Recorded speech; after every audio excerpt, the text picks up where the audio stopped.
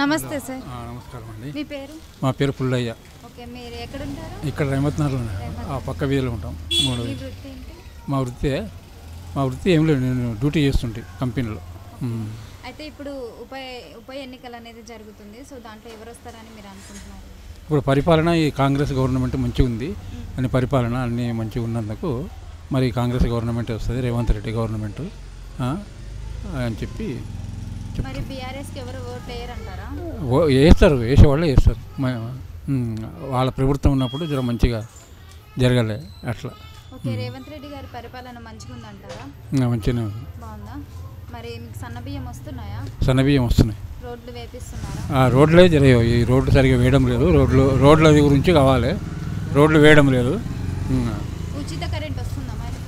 ఉచిత కరెంటు మనం వస్తుంది, ఓకేనా? మరి మన వాడకాన్ని బట్టి వస్తుంది అనమాట అట్లా. బీఆర్ఎస్ ప్రభుత్వంలో ఉన్న పరిపాలన బాగుందా, లేదంటే రేవంత్ రెడ్డి గారి పరిపాలన? ఈ రేవంత్ రెడ్డి పరిపాలనలో జర మంచిగా ఉంది అట్లా. మరి బీజేపీ సంగతి ఏమంటారు ఇప్పుడు? ఇంకా బీజేపీ సంగతి ఇప్పుడే చెప్పలేదు, ఏం లేదా ఇంకా?